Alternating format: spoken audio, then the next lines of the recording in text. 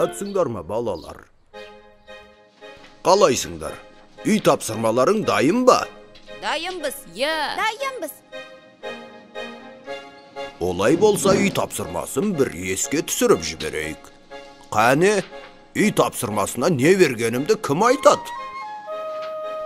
Әй бәрекелді, Ажар, қане сен айта қой.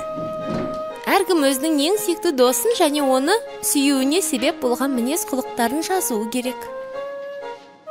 Дұрыс айтасың, дәл солай. Бірақ ол ерекшеліктер мен қасиеттер досыңның бойында расыменде де болуы керек. Солай емес пе? Иә. Яғни, ойдан қиялдан құрастырылмау керек дедік. Солай ма? Иә. Иә.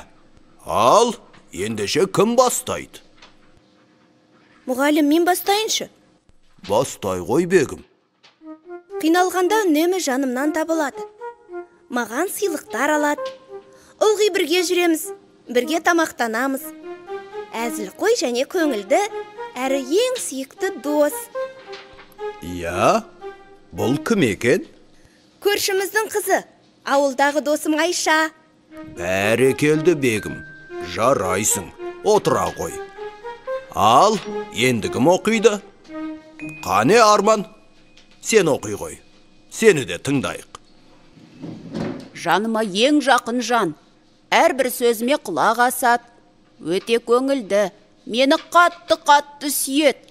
Бөліскенді ұнатады, жәрдем еткенді жақсы көрет.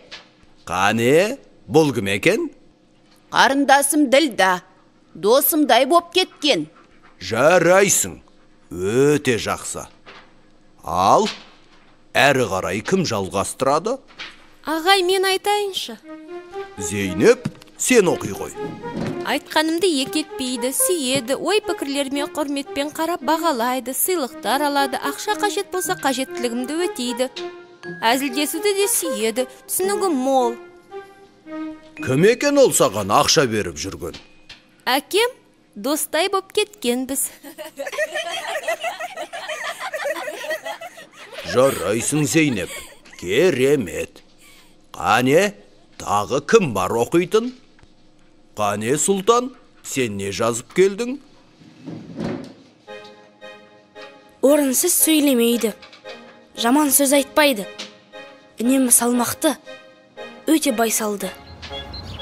Бос істермен айналыспайды, ешкімнің көңілін қалдырмайды, үмітін үзбейді.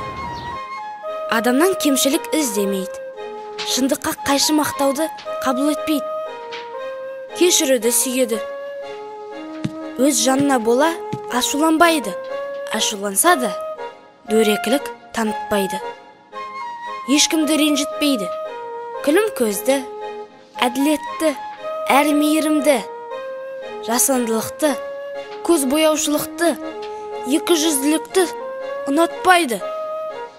Өзін басқалардан артық санағанды мүлдем қаламайды. Ешбір жанды айыптап сөкпейді. Сөйлесіп тұрған адамнан жүзін басқа жаққа бұрмайды.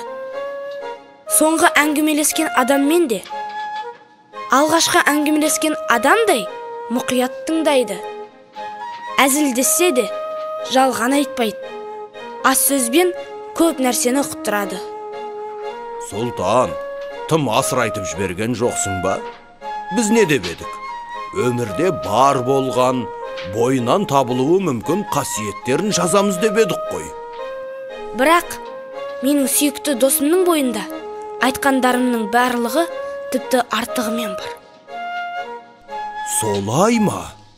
Ендеше сенің ең сүйікті досыңның кім екенін біз де біле жүрейік. Айта қой, кім ол? Адамдардың ең жақсысы, адамзаттың ардақтысы, менің ең жақын досым, пайғамбарым Мұхаммед.